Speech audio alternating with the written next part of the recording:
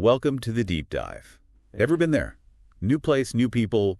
You want to make a good impression, but the words just don't come. Oh, absolutely. That initial moment can be tricky. Well, today we're diving in to fix that. We're giving you the tools, the actual phrases to introduce yourself confidently in Canada.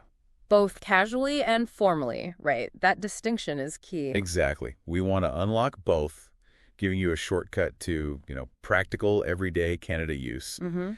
And we'll kick off with the absolute foundation. Nana Hisaru, your name. Simple, right? It means my name is your name.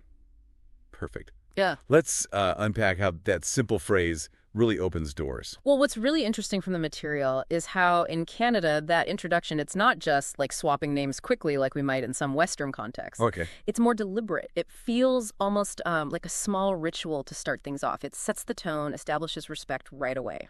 So getting that first step wrong could unintentionally signal something else. It potentially could, yeah. Maybe like you're not fully engaged.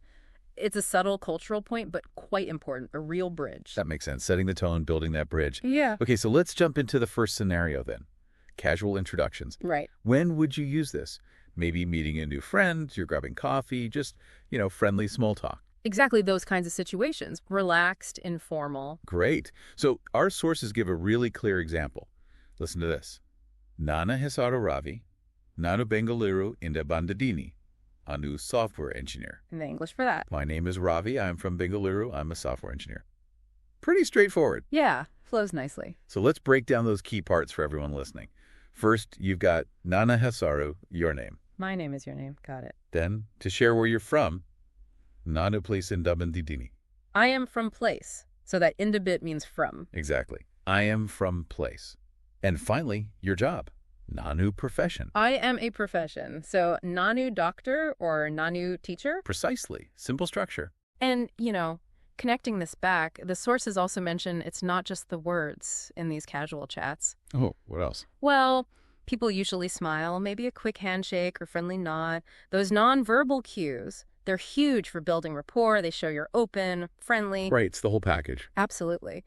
And linguistically speaking, that inda suffix you pointed out, in Bengaluru Inda, that's a neat little window into Kannada grammar. Suffixes, these little bits added to the end of words, do a lot of heavy lifting, often acting like our prepositions from, in, at.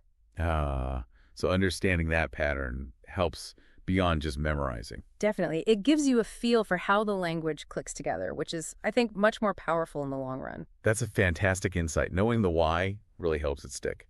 Okay, so casual intros are great for making friends, but what about more formal situations? Right, like a business meeting, maybe professional event. Or even meeting someone older, where you want to show clear respect. The nuances matter more then, don't they? They really do. And our sources emphasize this. Choosing the right level of formality is basically how you show respect in Canada. Okay, so let's look at the formal example from our source material. It goes, Namaskara, Nana Hisaru Ravi Kumar, Nanu Infosys, Nali software engineer, Ajidini, Nima Parichaya Kodi, which translates to, hello, my name is Ravi Kumar. I work as a software engineer at Infosys. Please introduce yourself. So a couple of key things pop out there immediately. First, Namaskara. Instead of just hi or hello. Exactly. Namaskara carries that weight of respect needed in a formal context. It's not just a casual greeting. It's culturally significant. Got it. And the second part? Nima Parichaya Kodi. That's the polite, formal way to ask, please introduce yourself. So it keeps the conversation going. Precisely. It's crucial because it's an invitation. You're politely asking them to share, to reciprocate. It's like serving the ball in tennis. You've done your part. Now you gracefully invite them to return. I like that analogy. The tennis volley keeps the interaction flowing respectfully. Okay, we've covered the what and the why. Let's get practical now. How can you listening actually use this? Time for practice. Yes. Your turn. So quick recap. Casual intro structure. Nana Hisaru, your name. Then Nanu place in Dabandadini.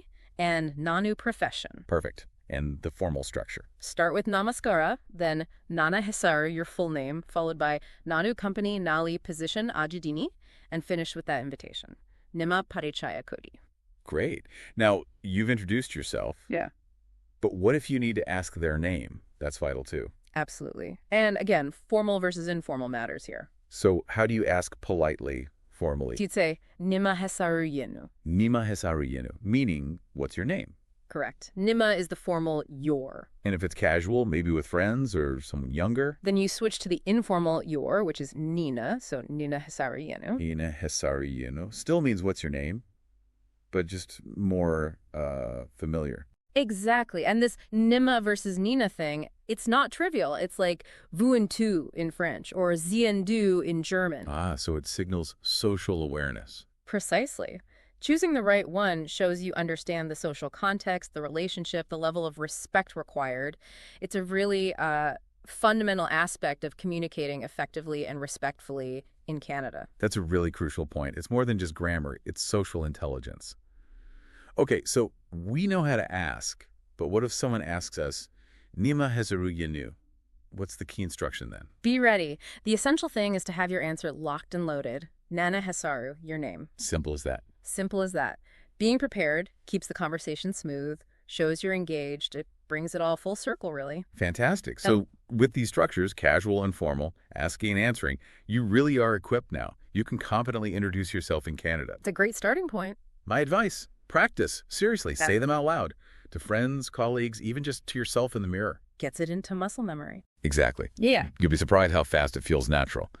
And stick around, because in our next deep dive, we're tackling simple greetings and everyday small talk in Canada. Lots more good stuff coming. Looking forward to it. Until then, Hogona. Which means... Let's go. Right. And maybe a final thought for everyone. Remember that a simple introduction, learning these few phrases, it's genuinely more than just words. How so? Well, think of it as the actual bridge. It's how you start connecting with people, with the whole culture. Right. Mastering these first few steps doesn't just let you speak. It equips you to, navigate new social situations, open doors, and really begin to understand things on a deeper level. It's quite powerful, that first step.